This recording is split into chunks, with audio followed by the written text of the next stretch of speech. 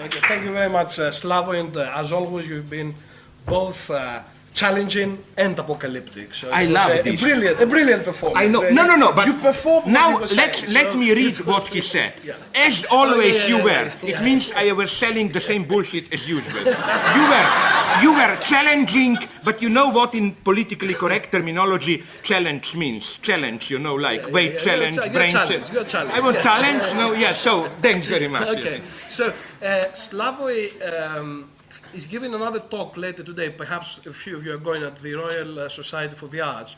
But There I will talk purely about economy. purely about I will attack the idea of basic income as basically a right-wing dream. Excellent, good. Okay. I just want to create new enemies. I don't have enough enemies yet. Another challenging idea. So, but he's accepted to answer questions or points and so on for the next 20 minutes or so. So please, could you show your hands? Start there, yes. Take two. We'll take two and then... The two examples you gave of what you call this technological rupture were both things which are not new. You talked about the brainwave panics, but armies can create panics by, bombing people and so forth. The phenomenon of panic isn't new. The other example was wiping memories, and yet all these CIA 60s experiments in Canada, which Naomi Klein talked about at the beginning, this is new too. So I don't see where the technological... Wait a minute. I'm sorry, please. I'm sorry. Technology creates new modes of resistance, and just this morning I was reading about these hackers who've exposed these scientists at UEA for all their dodgy practices, and hacking seems to be a version of resistance, let's say, which is created by this technological rupture. So I'm not sure what. I know you overtook slightly at the end. Okay, sorry. These are not ruptures. In what sense they are? One thing is to create panic through bombarding the media. To bombarding your external sensory apparatus. But what is new for me in what they are doing is that nothing happens in reality. You are just directly bombarded by what is usually the effect of panic. For me, this is a revolution. It's like, for example, and to go back to your topic, not mine, sexuality, it's like if I take a pill which directly, without any... I think they even exist, I was told already. They play with this, a kind of directly causing orgasm without any sensory input and achieving the orgasm in the normal way. I claim there is a big difference, And so, again, your example, bombs, is for me this... And sorry, which was your other example? Nothing new. The hackers. No, not the hackers. Another example of this. Here again, generally it was done in this ridiculous Manchurian candidate way and so on. The point is again that now it's done in a precise, direct way. It's none of this behavioral hypnosis stuff and so on. It's they literally try to focus on the part of your brain and do it there. It has this... as far as I know, again, all the previous examples were done in with some kind of a primitive Pavlovian shocks, whatever. It was, again, it went through your senses. Now, the idea is we work directly on your brain. We directly materialize thought. Sorry, I think as to hackers, I simply totally agree with you, although, how to put it... I always have this problem. Yes, it's very nice, the image, hackers subverting, disclosing, and so on. But I have a totally naive problem. For me, this is just still too close to the model of resistance, in the sense of there are up there bad guys in power, and we try to disrupt it. I agree, but at some point I want to be up there. If not me, okay. You know what I mean? In other words, to put it in less stupid terms, I'm criticizing myself. I think we owe to humanity not just hackers, but a viable alternate model. Yeah, okay. The gentleman there. We move to the left or right? It's not a right-wing question. On the one hand, you say we should hold on to the secular modernity project and not let us be seduced by postmodern myth of there are no narratives anymore. Yeah. Fine. On the other hand, you're saying that the fascism or the fundamentalism is a symptom of liberal involvement in certain areas of the world. But weren't those liberal interventions in, say, Afghanistan or Iraq just an attempt to, like you say, spread secular modernity in parts of the world that are not secular and modern.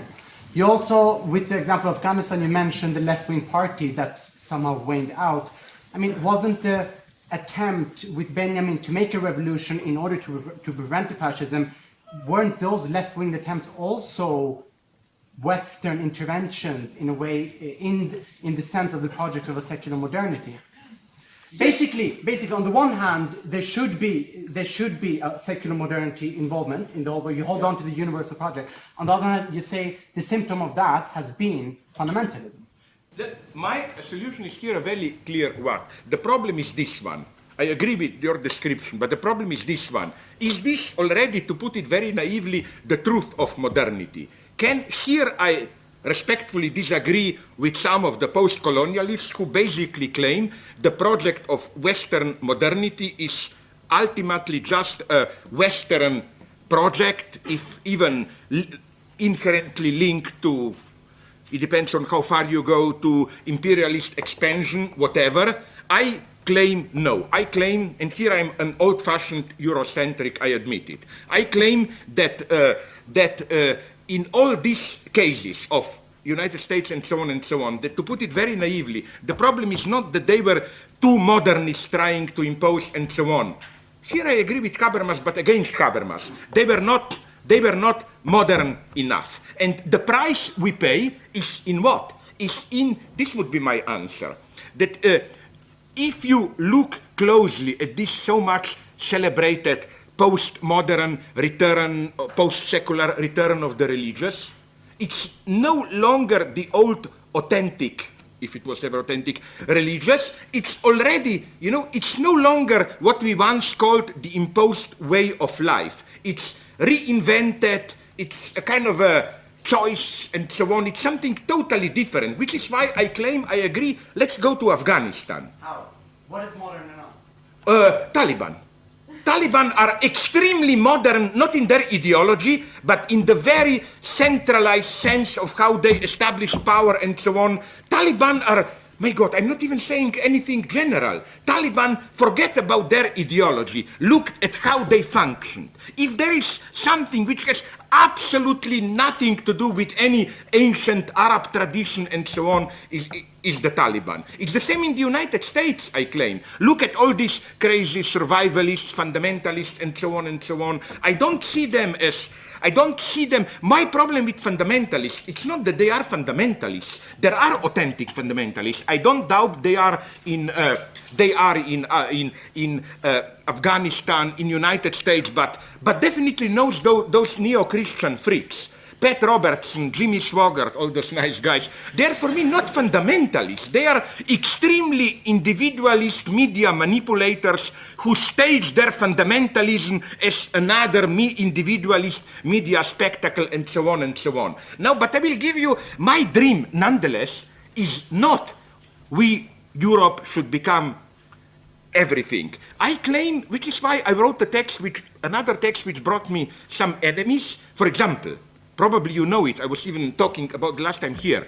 Where I totally identify is the Mousavi wing, who lost the elections there. Because what I appreciate there is that, you know my story, how the West was perplexed. Either they read Mousavi as just it's another of these pro-Western reformists, or it's just inner struggle. Obama, unfortunately, but maybe he said this for tactical reasons. He said they are not any greater friends of the United States. They didn't see that. For me, the reason I was fascinated was that in a way, you know how fashionable it is to mock Michel Foucault.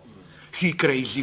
This is the material proof that it was more than a fundamentalist takeover in the Iranian Revolution. There was something, an authentic, democratic, however you call it, emancipatory explosion. This is for me, in a way, the return of the repressed there. And there I see no need for any kind of the Western people coming to enlighten them and so on and so on. Again, as I always emphasize, my universalism is the universalism of struggle.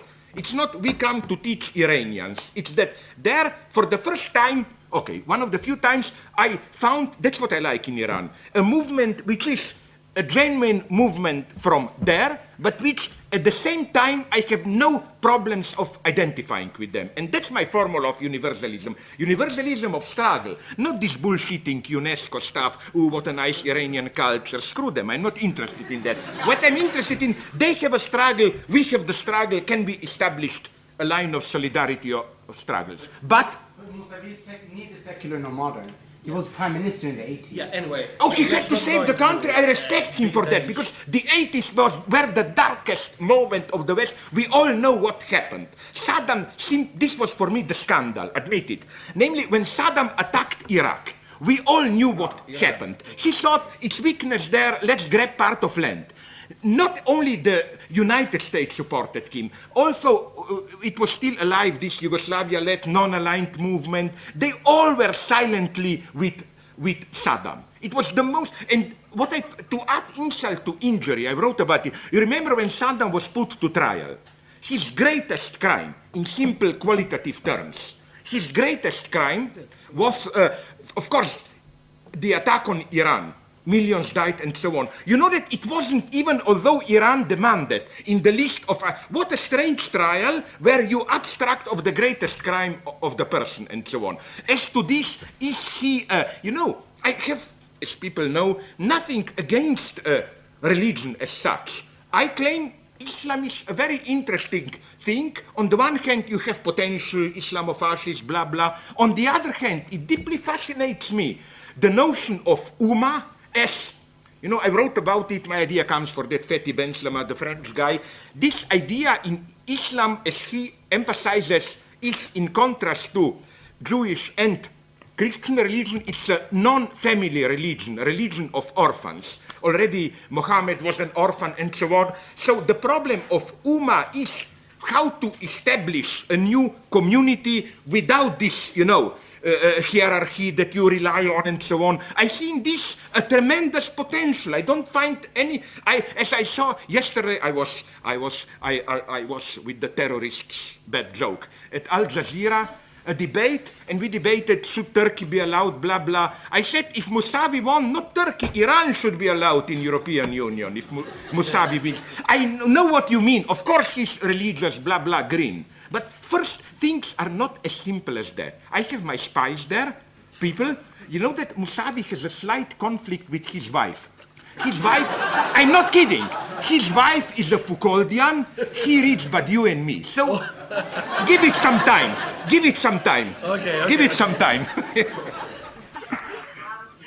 hope that you'll see that my point is a question for clarification, and not as crudely pedantic as it may seem. But the phrase that you used when you talked about when you speak about celebrating alienation. Yeah. I suppose my difficulty with that phrase is it is an associative one. It's a semantic association with Bhagwan, of all people, who talked about celebrate contradiction.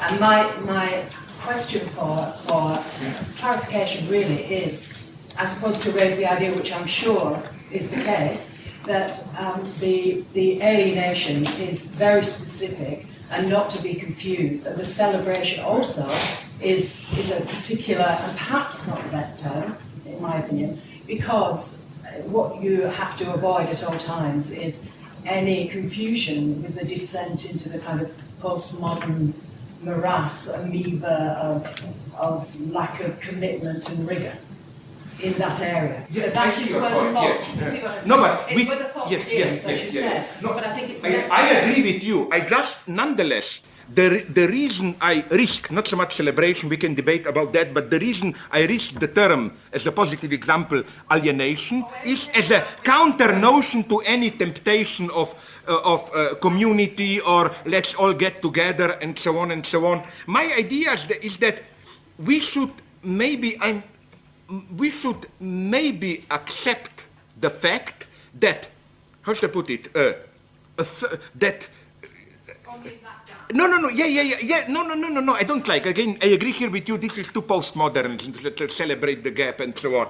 What I'm simply saying is that, okay, I'll put it in these simple terms. It's very elementary. Look, when we speak about language, no, the standard phenomenological genesis is to read contemporary, purely ritualized, without content forms as they put it, sedimentations of something which originally was full of meaning. Like, we shake hands. Originally, it meant I don't have whatever. I think one of the theories is that you did this to show the enemy that you don't have. I mean, you had a knife with the other hand in the bag, the knife, no? But I think this is a false topic. I don't think we should read it as a fall. For me, if there is anything truly great about humanity, is we should celebrate cliches, for example. Yeah, for example, my hero here is, you must know, if you like movies, the great philosopher producer Samuel Goldwyn. You know, once you know this legend. He was criticized. He got a memo. There are too many old cliches in your films. You know, then he wrote quickly a memo to his scenario writers. Please, we need quickly new cliches. Absolutely, I agreed. When something becomes a cliche, you know, we should drop all this phenomenological idea of, oh, it's just a sedimentation of an authentic moment. No, this sedimentation creates the space for freedom. It is in cliches that we are able, precisely when something becomes a cliche, it also opens up the space to think it in a different way, and so on and so on. But I sincerely, not just kind of opportunism, I see your point, but I often get seduced into, you know, all this my famous, which will be when politically correct people will shoot me, read as an accusation, you know, all these my statements like the problem with Hitler was that he wasn't violent enough and so on, you know. But I think you should first kick the guy to awaken him, and then comes the theory, you know. But they don't listen to the theory if you don't kick the guy brutally with your feet into his head, no? But on the same point, and in reference to what we said here earlier, I think that in that, what the hell you call it, that space, Yeah. is the gap that opens between knowledge and information. And I think the thing to do is to avoid at all costs thinking, if we're dealing with information, we have to quickly get to knowledge, but instead accept that as a process. And No, I deeply agree with you here, and this is the point that I often make even apropos politics. I'm not sure that I got you correctly, but for example, there are people today, my God, this sounds as if I'm denouncing them, but they are my friends, like Chomsky, even up to a point, Jameson, who think we live in a totally cynical era. And the point is not knowledge, we just have to give information to tell people. No, I think this is fatally wrong. More than ever, probably, we live today in ideology. I claim that even, I will develop a little bit of this tomorrow at LSE, there, one should go to the bastion of the enemies, that even, you know, how we have even this, how should I call it, semantic overburdening with the ideology. Look, my God, you cannot buy a simple cup of coffee without, as they inform you with Starbucks, helping the poor in Guatemala, caring for our environment. I'm almost tempted to say that a proper left response is, please forget about the starving children, the new community. I just want a fucking cup of coffee, you know, you know, we, if anything, again, we have this semantic overdrive, which, again, I hope you will agree with me, is precisely why is ideology so difficult to beat today? Because it's literally experienced as its own opposite. Let me give you the last example here. Did you see, I didn't, but I talk about them, I'm a Hegelian, I don't need reality, any of these two Israeli films, Waltz with Bashir or Lebanon? They're, for me, ideology at its purest. Of course, they are better than some direct military, but you know what's ideology? It's this withdrawal to simple human experience. You know what's the trick with Lebanon? It's just, most of the film takes place, I think, within a tank, and the idea is, forget about dirty politics. Look how horrible a thing it is to be a soldier in a war, all the fears and so on. But I claim precisely this withdrawal to simple human suffering allows you to abstract from the entire historical context. Okay, they were suffering, Israelis. Or everyone was suffering, Lebanon and so on. But the point is what they were doing there. And you don't get at that by identifying with the guy within a tank. Because the point of being in the tank in a panic is precisely that you don't think at that point. And that's the ideology of these movies. By focusing on this immediate experience of horror, which sounds very deep, like, let's not forget, beyond all political manipulations, what a horrible thing, it's war. Yeah, but that's why we should think. It's not enough to present this immediate point of suffering. No, that's why, you see, to see ideology there, it's the problem today. I claim more and more ideology is masked today exactly as this opposite, as a return to, like, let's call it ordinary human experience. A very last question. Yeah. Thanks. Extreme right or left? No, I think he's there. I think I never got it. Do you measure it from the corner? It's my left. So I like what you're saying about the opposite. My problem, and I think thanks for bringing up the Israeli example, is that when you talk about Israel and Palestine, you have two opposites. And I want to read you the Jew and the Arab. And I want to read something you wrote in 2006. I think it's the parallax view. And if you can clarify, because I think it's very interesting, but you don't expand on it. Yeah. So you yourself contrast conspiracies of the Holocaust and the wild-eyed Muslim. It's actually what you're saying now, that the symptom of its opposite. And you write like this: you said, the truly enigmatic feature is how these two thoroughly opposed views can coexist in a public space. It is possible to claim at the same time that anti-Semitism is all pervasive again in its postmodern version, and that Muslims continue to function as the figure of the cultural racial other. Where in this opposition is the truth, definitely not in any kind of middle ground of avoiding two extremes. One should rather assert the truth of both extremes, conceiving each of the two as a symptom of its opposite. So I think it's really interesting that I don't really understand what you're actually saying. First, here we are dealing with a very specific problem, and let me give you, okay, what you were quoting there. I'm sorry you got me now, but I think it would have been possible to defend it. But to make my position, I would like to be here shamelessly open, even if I create new enemies. First, I wrote about it in that text published in Guardian, Slicing the West, and so on. All my sympathies with Palestinians. At the same time, I don't buy. I have this in my new book, Tragedy and Farce. I don't buy the logic of temporarily we should allow for a little bit of anti-Semitism. They really mean the Zionist state when some Arabs use anti-Semitic terminology and so on. No, this is for me, it doesn't work in that way, unfortunately, because the illusion here is that today they think the Jew is the enemy, sooner or later they will see it's really the capitalism. No, that later moment will never come. That's my theory. But okay, let me tell you another thing. You know what would have been the first step to do there?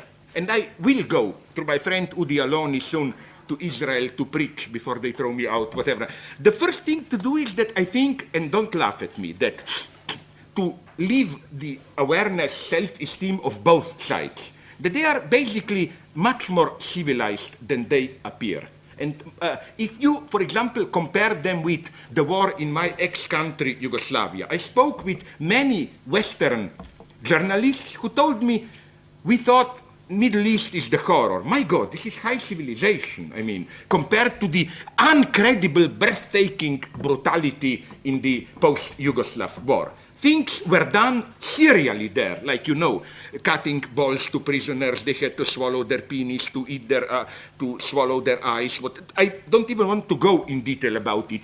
So first, they are not as bad as that. We Europeans can be much worse when we get a little bit dynamic. The second thing I am tempted to say is that my advice to the Israelis is a very simple one.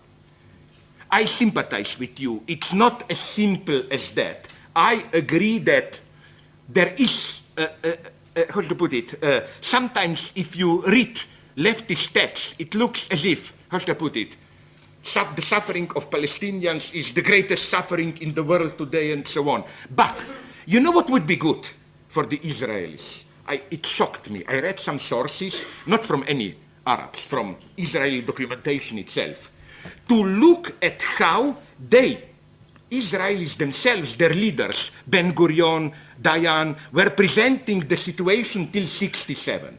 It's breathtaking how honest they were.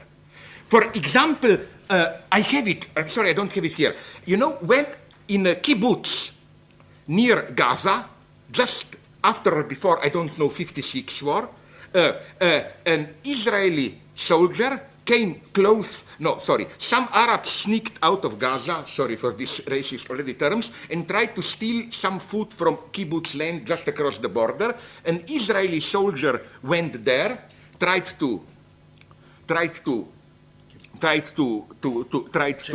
chase them away, and then they kidnapped him, and next day they delivered the body, the Arabs, to the United Nations with his eyes out. Of course, immediately, all this mythology of Samson, the gates, or Gaza, or whatever. But what's interesting is the following. The next day, at the burial of this guy, Moshe Dayan, 56, held a speech, which is an incredible speech. It says, my God, I'm so sorry, maybe I will quote it tomorrow. It says, we Israelis have absolutely no right to blame the Arabs. He says this in 56. He says, we take from them something which was still recently their land. No problem here. Our task is not to chase them as criminals, but, and then surprisingly, you would have thought, let's recognize our responsibility. Then he does something very strange and put it in a simple, amoral military conflict. We have a war to win, and our task is to fight for it. He basically says it's a war without justification. They want it, we want it. It's nonetheless, I think, much more refreshing than all this stuff which predominates now, of how Israel is right. As my friend Udi Aloni says, Israel, I like this about them, the most atheist nation in the world, I think. But nonetheless, this fetishist denial, je sais bien mais quand même, their logic is, there is no God, but nonetheless God gave us the land, and so on, it's ours. So that's the first thing. The second thing, I know this is a totally crazy position, and it's probably a utopia. But it starts to attract me, not in any way in an anti-Semitic way. Again, my friend Udi Aloni convinced me, this idea of binational one state. Usually it is dismissed as total utopia. Are you crazy? They hate each other, and so on. What if the two-state solution is really a utopia? Isn't it strange that we all accept the two-state solution as the only realistic one, but are we aware that nobody wants it there? Israel's dream is to get as much as possible of the West Bank and then maybe give a field of two to Jordan or whatever. Palestinians also want basically more of pre-67. But there is precisely the opposite argument, I think, for the one-state solution, which is that not only it's not non-realistic, but it is already a fact. On the contrary, what we have now is de facto one big binational state, with the problem that it has its inner apartheids and so on and so on. Why not try to simply democratize, giving the Palestinians all the rights and so on and so on? I claim, unfortunately, that, probably it will not happen. But maybe, just maybe, that would have worked. Again, the argument is that it's a fact. It's not a utopia. What we have now there is de facto a binational state dominated by Israel, but it is a binational state. Maybe it's a utopia, but... Actually, I think it's even worse than that. I think you're actually justifying what you're saying here because, Bush and Blair, did a nation building, I think. I don't know how you build a nation, but maybe state building. But that's what you're doing right now. How can Zizek do state building like George Bush? But this is exactly... Oh, wait a minute. Not every building is George Bush state building. On the contrary, it goes to my Hegelian convictions. One of the things, and this goes with that alienation topic, I'm getting a little bit tired of this, my good friend Alain Badiou stuff of withdraw from the state and, subtract, don't get your hands dirty and so on. What if time has come to rethink this a little bit and no longer be afraid of state power, but get as much as you can of it and simply use it in a different way. I don't buy this simplistic logic. The moment you grab the state power, you become like your enemy, you know. And no, I don't buy this. So again, when you say state building, first, I don't think the Americans are even really doing it. Do you think they are really doing this? Okay, yeah, let's go. In Gaza, they created just a big concentration camp. At There the is end no, of all, if